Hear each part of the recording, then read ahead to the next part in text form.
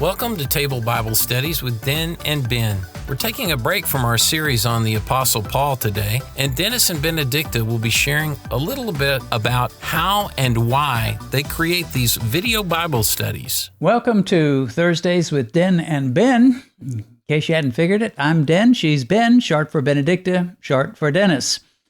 And this is going to be a little different, as was last week. We're going to talk a little bit about how we moved into video recording and recording some of our studies. Last week we told you how we first started studying the Bible together when Benedicta joined me after we got married. Yep. We got married in May of 2008, but it wasn't until July of 2009, late July, that you were able to get your visa and come and join me. Yeah. So God led us to, and led me to study the Bible with Benedicta, and we started doing that. But at first, we weren't recording anything, audio or video. We were just studying the Bible together. Never dreamed about taking it any further than that. It was just husband and wife studying the Bible together, two Christian people. Mm-hmm.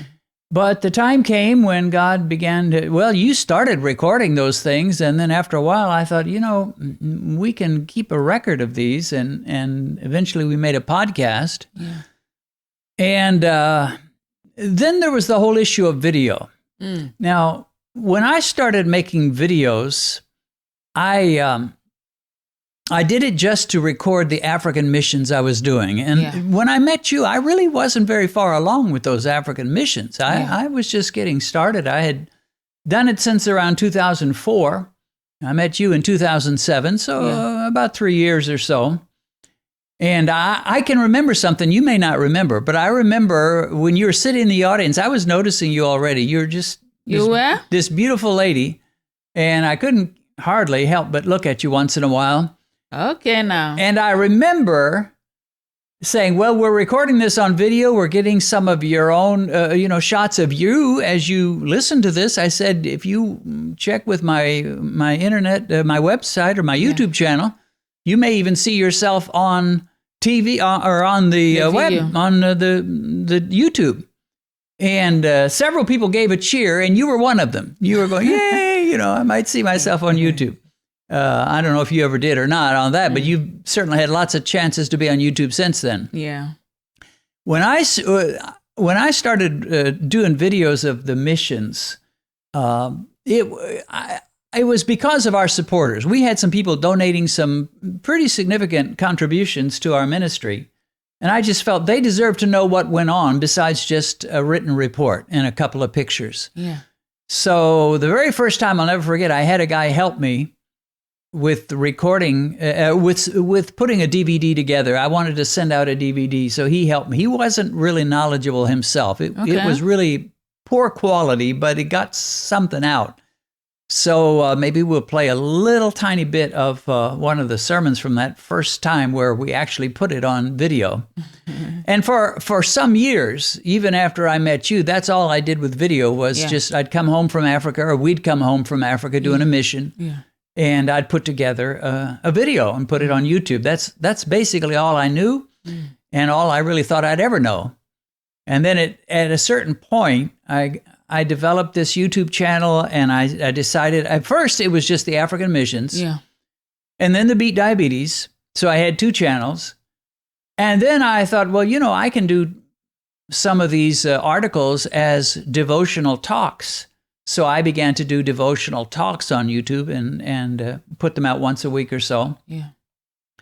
But after a while, I got to thinking, we ought to put some of our own Bible studies on YouTube. And that's how we got into the rhythm of doing what I call video devos, where I talk by myself and give an 8-minute talk. And that's usually on Mondays. And then the Den and Ben Bible studies at the table is usually on Thursdays. So that's how we got into that. And there was a time we got into radio. Yeah, well, we did radio for a while, and then we did podcasts for a while. We've done a lot of things. Yeah. The radio we dropped, but the podcast is still going on. Yeah. But before we actually get into a little bit more about these videos that we make, let me just talk about how that almost everything you see here has a purpose. Like, for example, this table, you may be saying, this tablecloth rather, you may be saying, well, that's not a very pretty tablecloth. It's just a kind of a gray, plain tablecloth. It's actually not a tablecloth at all. It's a blanket. Why would we put a blanket over our table? Well, it has to do with audio quality. Because if this blanket wasn't here, you'd have pure table, and it's hard as a rock. And the audio sounds would bounce off of it, and they did, and create a not very pleasant listening experience. Same thing is true with these curtains. We started out sitting at the table doing these videos, and we had some very sheer, thin curtains. And they didn't work very good. They let in too much light. And sometimes if the sun would come out, it would be more light than we needed. Sometimes the clouds would cover the sun and then it'd be less light. But more importantly, in my mind, they didn't block the audio much. And so the audio was hitting the windows and bouncing back, hitting the windows and bouncing back.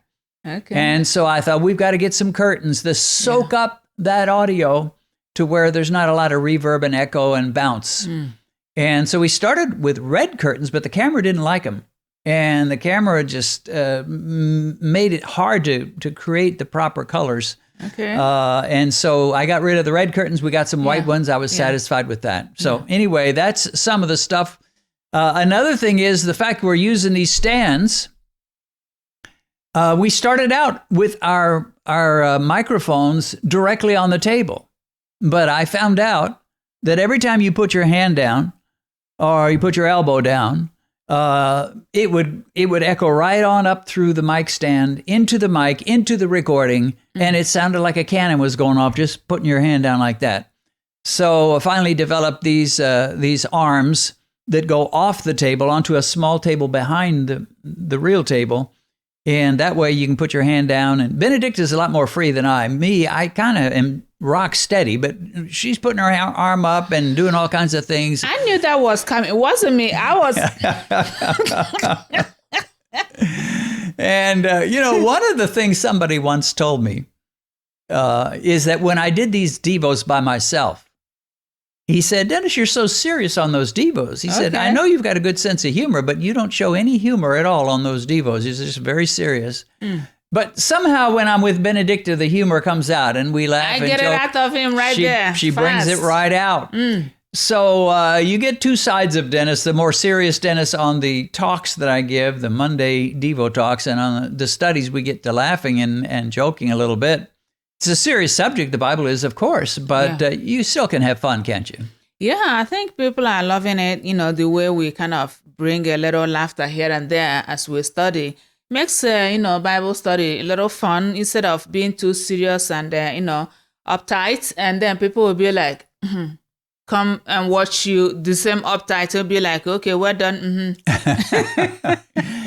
So, I noticed that there was a freedom that I had with Benedicta that I don't have when I'm by myself. And I thought, well, we need to do these regularly.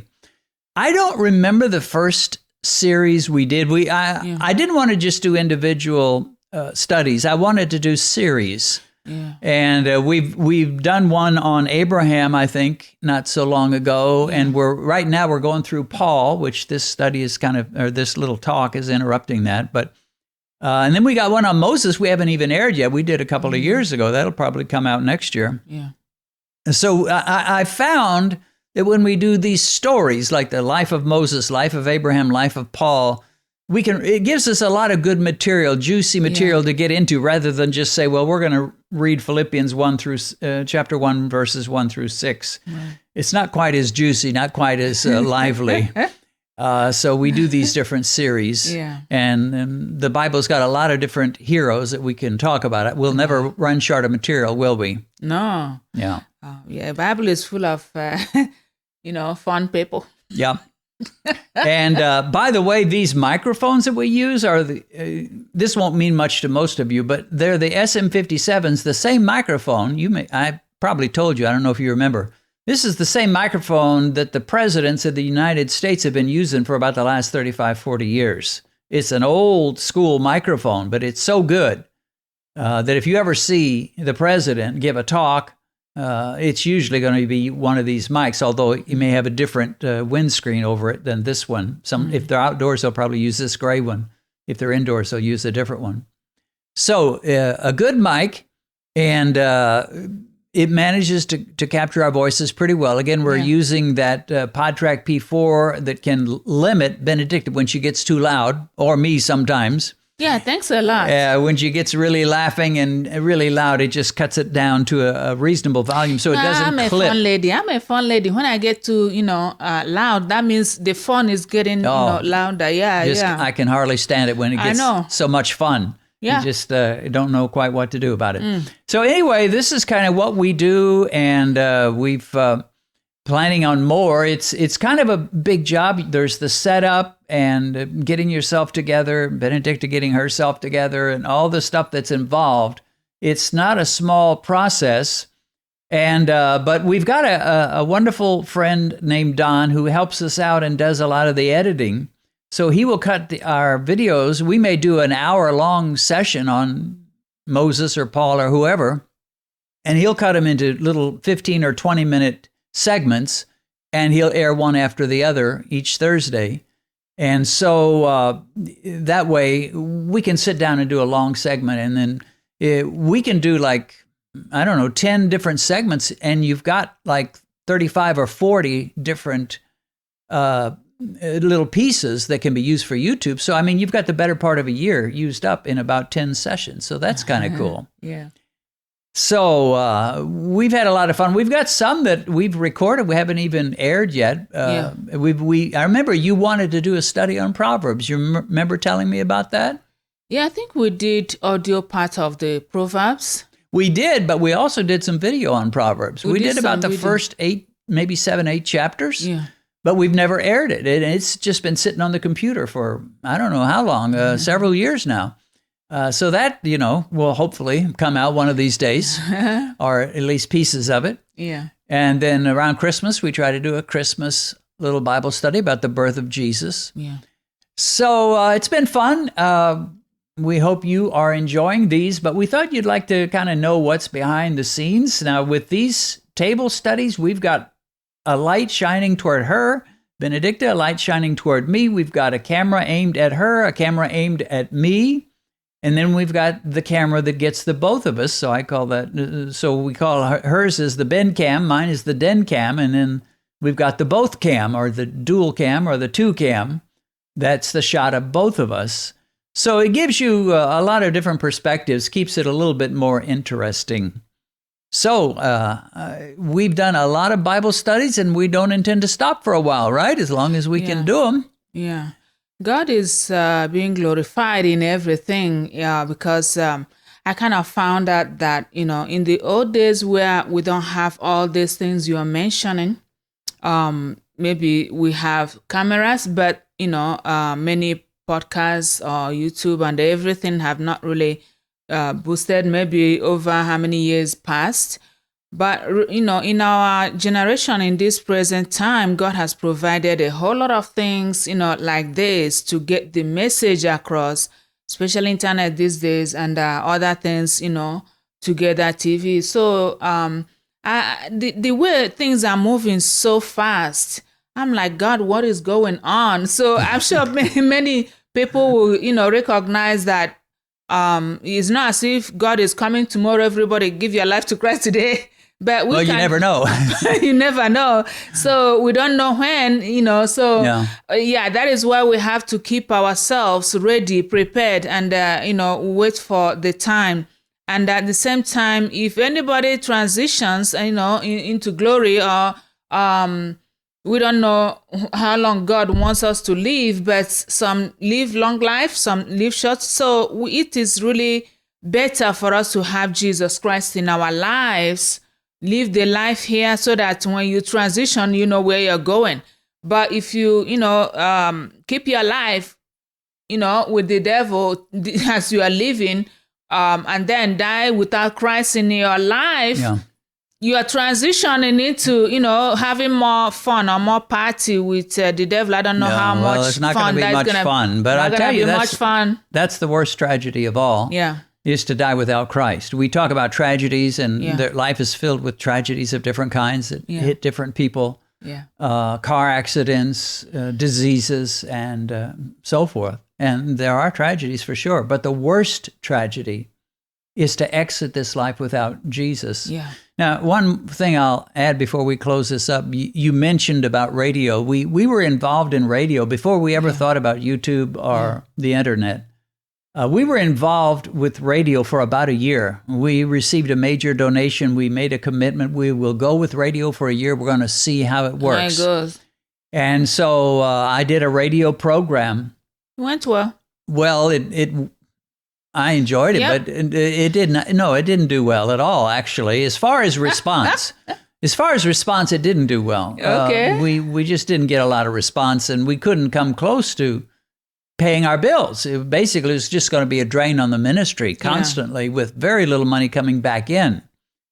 And so after a year, and it was one of the big disappointments in the ministry, really, since I started Spirit of Grace, it was one of the bigger disappointments. The radio part. I was ready to be a radio guy, and have a big radio program, and I knew people that had radio programs, and I thought, why can't I? It just didn't work. And then we got involved in YouTube. I'll never forget how we got started with it. It was at a board meeting where one of our board members' wives, she said to me, we were talking about diabetes at the time, and I was making a few videos, wasn't sure what to do with them. She said, you really need to get on YouTube. And she said it with such sincerity and authority. I thought, well, maybe I do. And at the time, we had this YouTube channel that we were putting our our missions up on once, every few months. But I investigated, well, could I start another channel? And eventually it led to all that we're doing these days. So sometimes, like they say, when God closes a door, he opens a window. And sometimes what you had in mind, God had something else in mind. And blessed is the man, or blessed is the woman, who can yield and adapt to God's leading. Sometimes he's leading us exactly where we wanted to go anyway, and that's always fun. But sometimes he's leading us in a direction we never thought about, and we had something else planned. And if you've got the wisdom to yield and follow his leading, you will be blessed. So thank you for being my partner in these Bible studies and the Den and Ben podcast and all that we do. They say a spoonful of sugar helps the medicine to go down, and you are that spoonful of sugar that makes things kind of sweet. Really? And helps the medicine of the Word of God to go down more easily. And I thank God for my life. Yeah, so do I. Spirit of Grace Ministries is about feeding the sheep of Jesus with the Word of God, equipping God's servants with wisdom and insight for effective ministry, and proclaiming the everlasting gospel of Jesus Christ. The two major platforms through which we accomplish these objectives are the creation of videos and sponsoring African missions. We need your help. We need people like you to financially support and pray for this ministry. When you make a commitment to support our ministry with a monthly gift of $25 or more, or an annual gift of $300 or more, we'll put you on our Friends of Grace list. You'll begin receiving monthly CDs, which normally feature 4 encouraging Bible teachings by Benedicta and me that will encourage and instruct you in the ways of God. Consider becoming a friend of grace and helping us to move forward in the mission to which God has called us.